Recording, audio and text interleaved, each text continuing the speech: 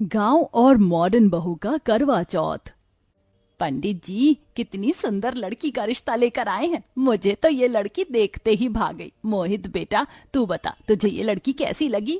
माँ, जो आपकी पसंद वही मेरी पसंद। वैसे माँ, मैं तो छोटा हूँ, मुझसे पहले तो अनिल भैया की शादी होनी चाहिए। बेटा मैं तो इसे समझा समझा कर थक गई हूँ, अब तू ही समझा। जब भी शादी का नाम लूं तभी इसका मुंह बन जाता है। ना जाने इस जन्म में शादी करेगा भी या नहीं। ऐसा नहीं है माँ, मैं शादी करूंगा पर अभी नहीं।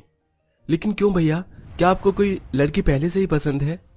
अगर ऐसी बात है अनिल, बता मुझे, मैं तेरी शादी उसी लड़की के साथ करवाऊंगी। कम से कम तेरा घर तो बसे। मुझे एक लड़की पसंद तो है, उसका नाम सुनीता है, लेकिन वो हमारी तरह शहर की रहने वाली नहीं है, बल्कि वो गांव से है और हमारी तरह ज्यादा पढ़ी लिखी भी नहीं है। जब लास्ट टाइम मैं एक प्रोजेक्ट के सिलसिले में गांव गया था तब मेरी मुलाकात सुनीता से हुई, और कब ये छोटी सी मुलाकात प्यार में बदल गई मुझे पता ही नहीं चला। अगर तू उस लड़की से इतना ही प्यार करता है तो मुझे इस रिश्ते से कोई एतराज नहीं है। मैं तेरी और मोहित की एक साथ ही शादी करवाऊंगी। अपनी माँ सुमित्रा की बात सुन अनिल काफी खुश होता है, जिसके बाद सुमित्रा गांव जाकर सुनीता के माता पिता से बात करती है और अपने दोनों बेटों की शादी एक ही दिन रख देती है। शादी की सारी रस्म खत्म होने के बाद सुमित्रा अपनी दोनों बहू का बड़े प्यार से गृह प्रवेश करती है। माँ जी, ये घर तो किसी बंगले से कम नहीं लग रहा है। क्या ये सच में मेरा ही ससुराल है? ऐसा घर तो मैंने शाहरुख खान की एक पिक्चर में देखा था। अरे बहू, ये शहर है और यहाँ पर ज्यादातर लोगों के घर तुझे ऐसे ही मिलेंगे। सुमित्रा अपनी गांव वाली बड़ी बहू को घर के बारे में बता ही रही होती है कि तभी घूंघट ओढ़ी शहरी बहू जानवी एकदम से अपना घूंघट ऊपर कर देती है। शहर से होने की वजह से जानवी ने अपने लहंगे का ब्लाउज भी कट स्लिप बनवाया था, जिसे देख सुनीता अपने मुंह पर हाथ रख लेती है। ही राम, देवरानी जी, ये आपने कैसे कपड़े पहने हुए हैं? या चुन्नी पहनकर आ गई हैं? माँ जी, आपने देवरानी जी से कुछ कहा नहीं? चुप कर गंवार, ये लेटेस्ट फैशन है। आजकल की सभी ब्राइड्स इसी तरह का ब्लाउज पहनती हैं, तेरी तरह ऊपर से नीचे नहीं, समझी? जानवी बहू, ये कोई तरीका है अपनी जेठानी से बात करने का? माफी मांगो इससे। मम्मी जी, आपने सोच भी कैसे लिया कि मैं इस गांव की गंवार से माफी मांगूंगी? न जाने क्या सोचकर आपने इस गांव की गंवार को मेरी जेठानी बना दिया। इतना कहकर शहरी बहू जानवी मुंह बनाकर अपने कमरे में चली जाती है। सुनीता बहू, तो जानवी की बातों का बुरा मत मानना, धीरे धीरे वो तुझे समझने लगेगी। सुनीता को समझाकर सुमित्रा भी अब अपने कमरे में चली जाती है और ऐसे ही दोनों बहुओं की शादी का दिन गुजर जाता है। अगले दिन होते ही सुनीता सुबह सुबह उठकर भजन गाते हुए भगवान की पूजा करने लगती है। ओम जय जगदीश हरे, स्वामी जय जगदीश हरे, भक्त जनों के संकट, दास जनों के संकट क्षण में दूर करे, ओम जय जगदीश हरे। सुनीता के भजन की आवाज को सुनकर सभी लोग नीचे आरती में आ जाते हैं। वहीं अपने कमरे में सो रही जानवी की भजन से नींद खराब होने लगती है और वो गुस्से में उठकर सीधा नीचे आ जाती है। अरे जानवी, तुम आ गई? मैं तो आरती लेकर तुम्हारे कमरे में ही आ रही थी। ये लो, तुम भी आरती ले लो। अपनी ये आरती अपने पास रख गवार। तुझे क्या सुबह सुबह कुछ और काम नहीं है जो ये भजन गाकर मेरी नींद खराब कर दी? इतनी मुश्किल से तो मुझे नींद आई थी। अगर अब तेरी भजन की थोड़ी बहुत भी आवाज आई ना तो तेरी जुबान काट के रख दूंगी, समझी? सुनीता के गांव से होने की वजह से जानवी को बिल्कुल भी पसंद नहीं करती थी। सुनीता अकेले ही घर की सारी जिम्मेदारी को भी संभालती है। जहां सुनीता दिन भर घर के कामों में लगी रहती, वहीं जानवी कभी फ्रेंड्स के साथ मॉल जाती तो कभी क्लब। ऐसे ही समय गुजरता है और करवा चौथ को सिर्फ एक दिन रह जाता है। जानवी, सुनीता बहू, शादी के बाद ये तुम्हारा पहला करवा चौथ है। करवा चौथ पर सास बहू को सरगी देती है। इस सरगी के अंदर काजू बादाम किशमिश मिठाइयाँ सब कुछ है। कल सुबह सूरज निकलने से पहले तुम सरगी खा लेना और साथ में ये सुहागन का जोड़ा और श्रृंगार का सामान भी है। कल करवा चौथ पर तुम इन्हीं सामान से तैयार होना। सुनीता अपनी सास सुमित्रा से सरगी का सामान लेकर सुनीता के पैर छूकर आशीर्वाद लेती है, लेकिन वहीं जानवी भी सरगी का सामान देखकर मुंह बना लेती है।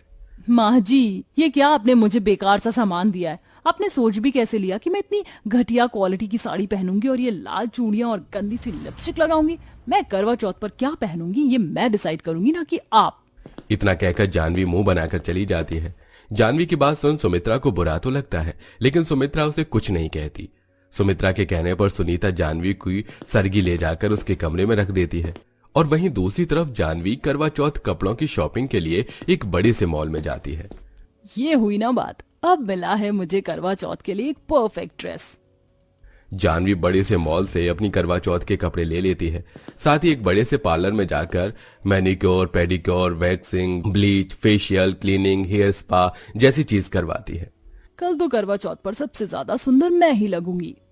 पार्लर का काम खत्म होने के बाद जानवी सीधा घर पर आ जाती है और ऐसे ही रात हो जाती है। सूर्यदेव के निकलने से पहले सुनीता उठकर जल्दी से नहा धो लेती है और भगवान की पूजा पाठ कर सुमित्रा की दी हुई सरगी को भी अच्छे से खा लेती है। मैंने तो सरगी खा ली, लेकिन क्या जानवी ने खाई होगी? एक काम करती हूँ, उसे देख कर आती हूँ। अगर सो रही होगी तो सरगी खाने के लिए उठा भी दूंगी।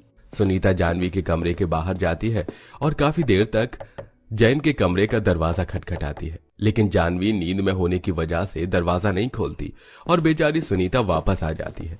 थोड़ी देर में सूर्यदेव दर्शन देते हैं और सरगी का समय खत्म हो जाता है। दोपहर के 12 बजे तक तो जानवी आराम से रह लेती है, लेकिन धीरे धीरे अब उसे भूख लगना शुरू हो जाती है।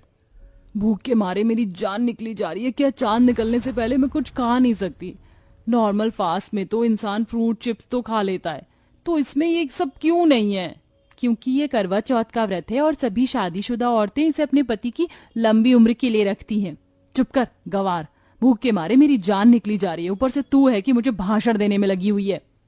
जैसे जैसे शाम होने को आती है, गांव वाली बहू अपनी सास की सरगी में दी हुई साड़ी पहनकर तैयार हो जाती है।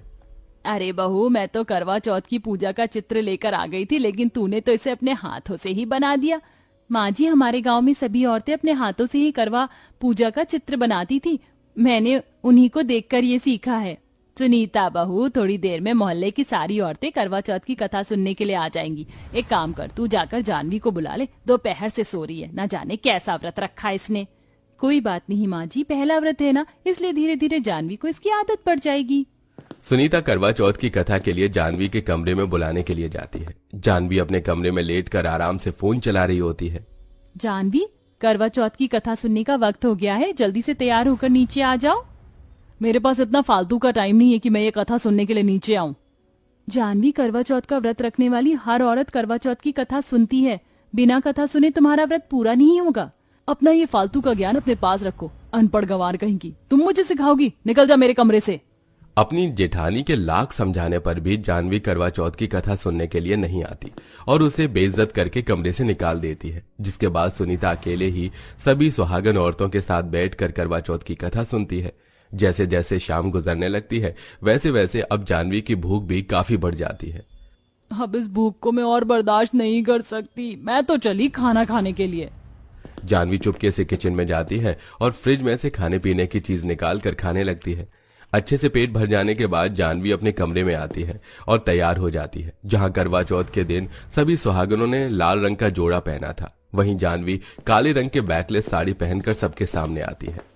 जानवी बहू, तेरा दिमाग तो सही है, आज के दिन तूने ये पहना है, जानती भी है तूने कितना बड़ा अपशगुन किया है।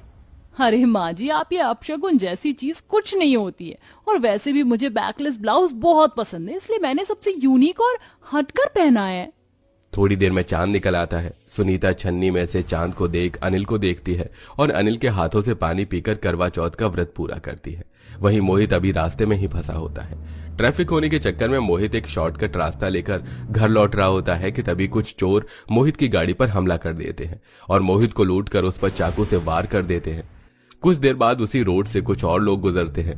मोहित को घायल देख वो उसे जल्दी से अस्पताल में भर्ती करवाते हैं। अस्पताल वाले मोहित की आईडी प्रूफ से उसके घर पर कॉल करते हैं। जैसे ही मोहित के घायल होने की बात उसके घर वालों को पता चलती है तो सभी लोग दौड़े दौड़े अस्पताल आते हैं।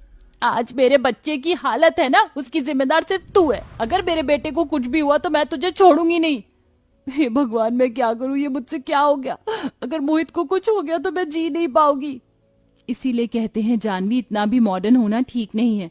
तुम्हें करवा चौथ के व्रत का बहुत अपमान किया, इसलिए करवा माता ने तुम्हें सजा दी है, लेकिन अभी भी देरी नहीं हुई है। अगर तुम करवा माता से अपनी भूल चूक की माफी मांग लो, सच्चे दिल से अपने पति की लंबी उम्र के लिए प्रार्थना करोगी, तो मोहित को कुछ नहीं होगा। सुनीता की बात मानकर जानवी करवा चौथ के व्रत में की हुई सारी भूलों की करवा माता से माफी मांगती है और अपने पति की लंबी आयु के लिए प्रार्थना भी करती है। थोड़ी देर में मोहित को होश आ जाता है, जिसे देख जानवी बहुत खुश होती है। इसी के साथ अब जानवी को अपनी गलती का एहसास होता है और सुनीता Thank से you माफी for मांगती watching है my और हर video. साल सुनीता के Subscribe my साथ सारी channel. रस्मों को Thank निभाते you. हुए अच्छे से करवा चौथ का व्रत करती है। वेल दोस्तों, क्या आपके भी घर में कोई करवा चौथ का व्रत रखता है? तो उसका नाम हमें कमेंट में जरूर बताइएगा।